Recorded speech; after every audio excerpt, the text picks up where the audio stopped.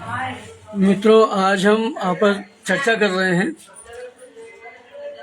अपने कानपुर में कुछ ऐसे भी कवि रहे हैं जो आज हमारे बीच नहीं हैं और उनकी चर्चा स्वाभाविक हो जाती है क्योंकि कवि तो थे ही और कुछ समय रचना धर्मिता निभाने के बाद हमारे साथ कुछ कार्यक्रमों में जुड़ने के बाद हमारे बीच नहीं रहे।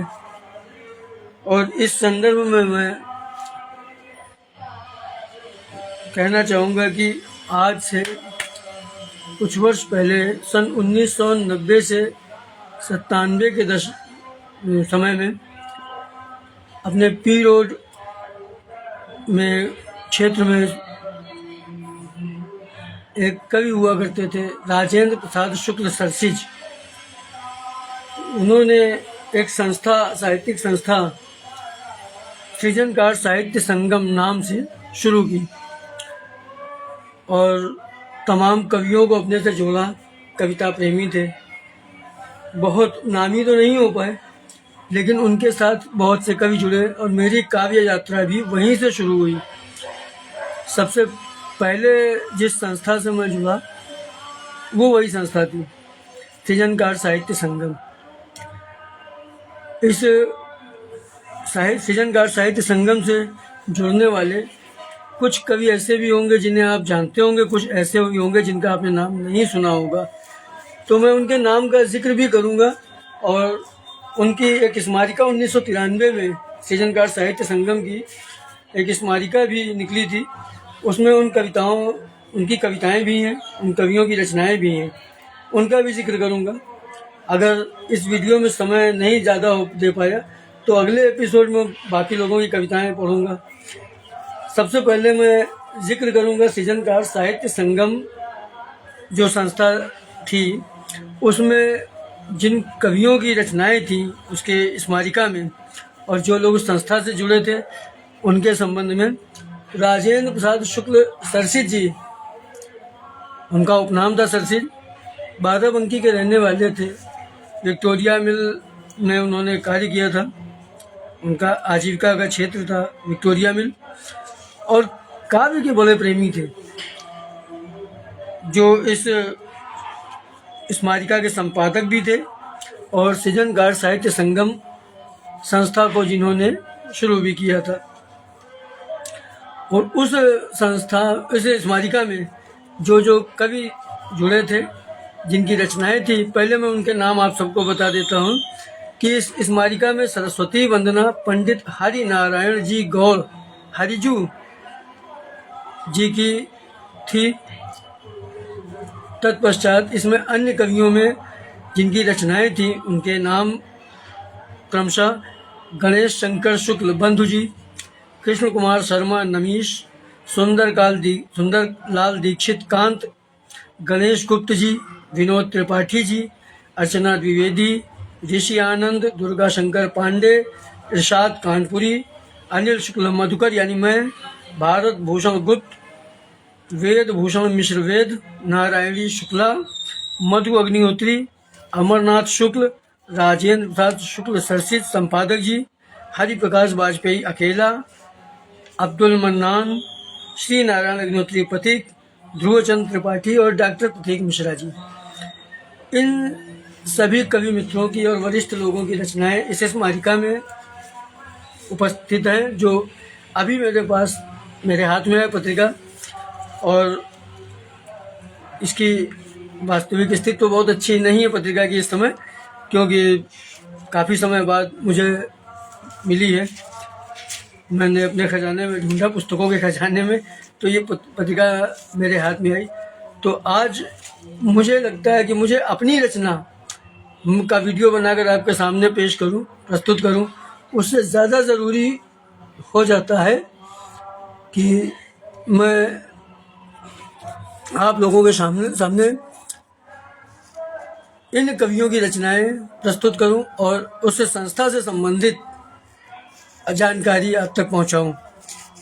तो सबसे पहले मैं पंडित हरि प्रसाद जी गौड़ हरिजू जी द्वारा इस पुस्तक में जो सरस्वती वंदना दी गई थी उसके वो रचना आपके सामने प्रस्तुत करता हूँ।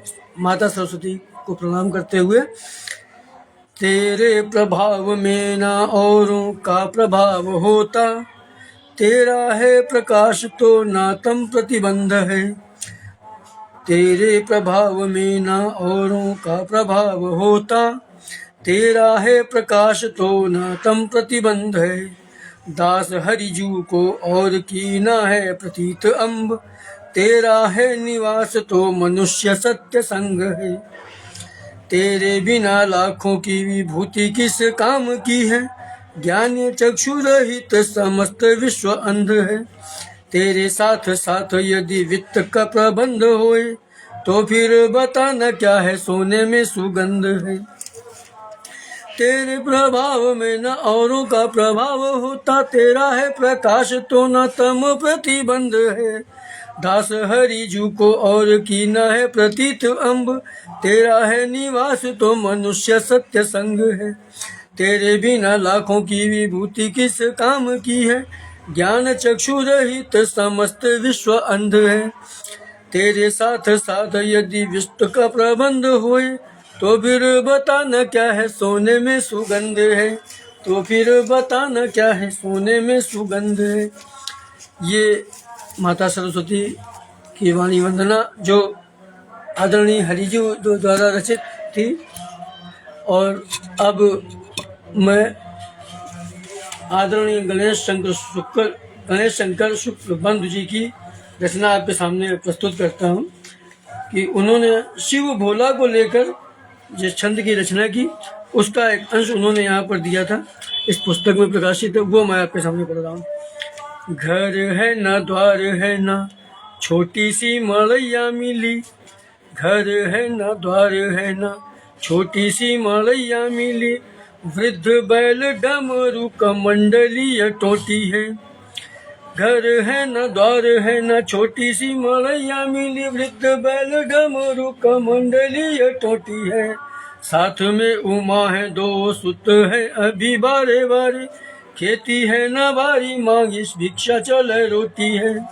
खेती है न बारी मांगी भिक्षा चले रोटी है। बिस्तर की बात बंधु केवल बाघंबर है, तन ढकने को न तो दूसरी लंगोटी है। तन ढकने को न तो दूसरी लंगोटी है। काहे को लगाए भीड़ व्यर्थ में सताते इन्हें, काहे को लगाए भीड़ व्यर्थ में सताते इन्हें। मेरे शिव भोला की गृहस्थी अभी छोटी है, मेरे शिव भोला की गृहस्थी अभी छोटी है।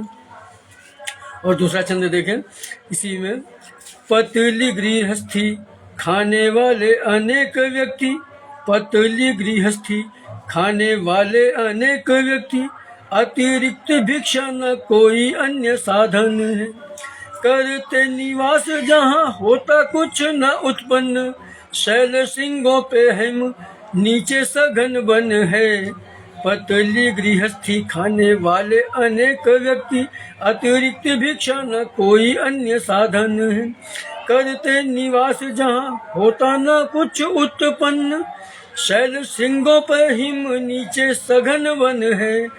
एक मुख वालों का पेट भरना है कठिन, वहाँ तो अनेक मुख वाला संगठन है।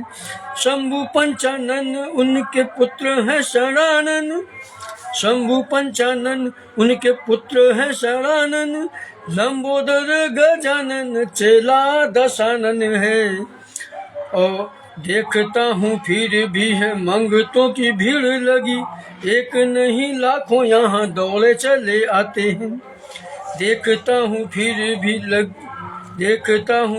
भी है मंगतों की भीड़ लगी, एक नहीं लाखों यहाँ दौड़े चले आते हैं।